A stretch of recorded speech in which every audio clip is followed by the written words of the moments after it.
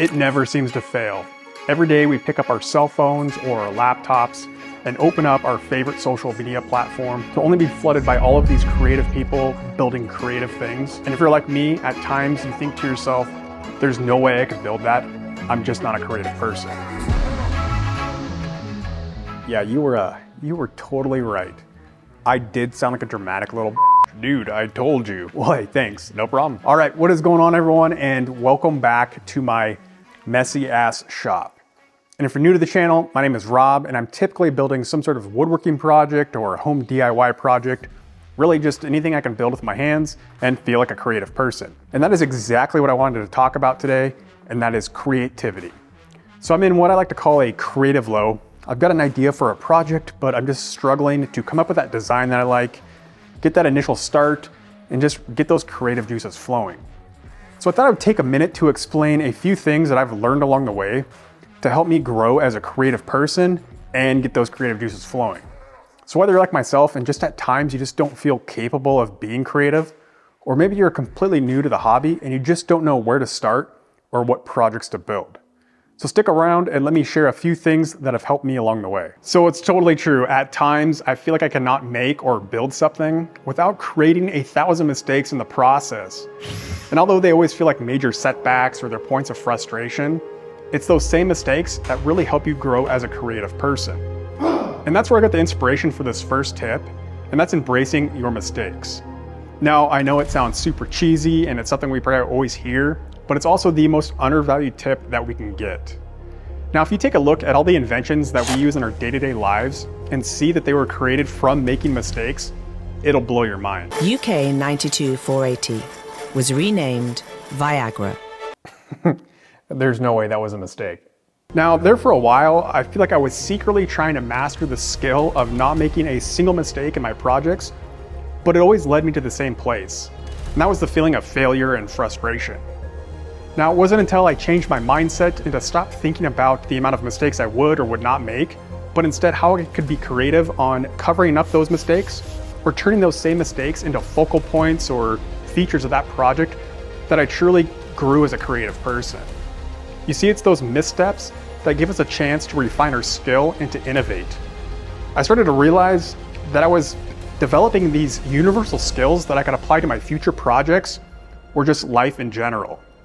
So instead of fearing those flaws, celebrate those stepping stones to your success.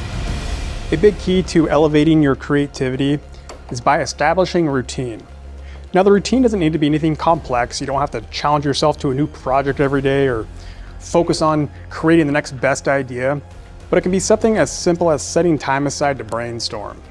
Now, I like to brainstorm when I'm laying in bed at night. I like to visualize all the projects I want to make or maybe a project that I'm currently working on. So let's think about all the steps within that process. Everything from cutting the material out to assembling the parts to improving my workflow or preventing mistakes down the road. The key is being consistent with it, making it your daily habit. Write those ideas down in a notebook. Circle back to those ideas and add to them or elaborate off them. Just be consistent. It can also be something as basic as going out to your workspace and picking up.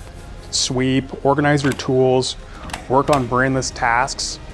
I feel like it's those times of low stress and monotony that I get the most organic ideas. And before I know it, that one idea will turn into 6 ideas, and those 6 ideas will turn into 12 ideas. And if you're like me, you'll start all 12 of those ideas and maybe finish 2 of them. I think there's a name for that. Another thing to add to that list of routines, sketch daily.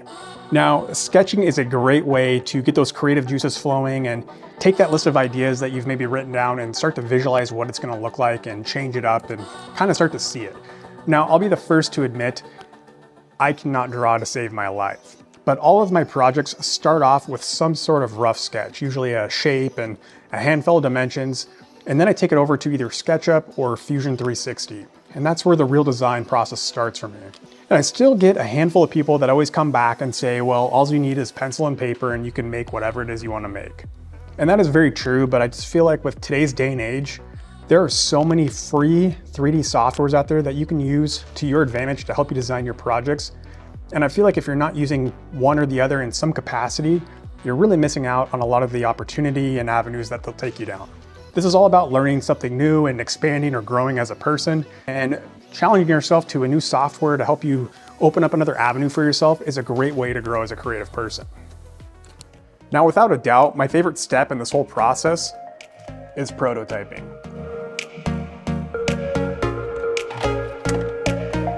So for me, prototyping is like a creative playground. The risk is low, the reward is high, your fear of failure is almost non-existent because you realize the mistakes that you make along the way are just the steps to the end game.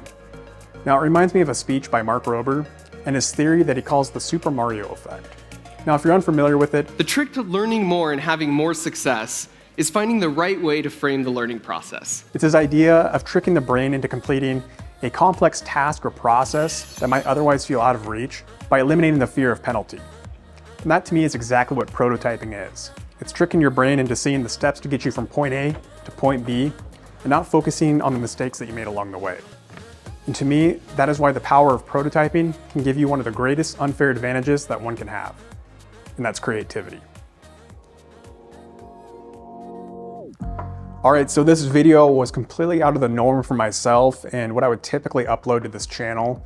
And it is by no means the future style of my uploads, but I did it for a couple reasons. And you know, the first one's pretty obvious. I wanted to help people find inspiration or get those creative juices flowing at times where maybe they're not feeling inspired, or for even that person that's just getting started out and maybe feel overwhelmed or just don't know where to start or what projects to make. Now, one of the real reasons why I made this video was kind of hidden within the video, and that was to force me to talk in front of the camera more. Now, it's super hard for me to put my thoughts into words or sentences that make sense, or that story or dialogue to guide my videos. It could be something as simple as just explaining what it is that I'm doing in my video that I completely struggle at. So it's one of those skill sets that I'm trying to be more creative at, and I need more repetition at it to help kind of get better or more natural. So I'm hoping to kind of carry this over into my future videos, not this style, but into like my product type videos. So what I want you guys to do though, is I want you guys to start like a comment chain down below of things that you do or exercise to be more creative or more inspired. It can be ideas of things you do, or maybe it's a YouTube channel that you watch that you get inspired by, or people that just help you become more creative. That way anyone that comes along here in the future and watches this video might have some other ideas down below to help them kind of expand their creative ideas.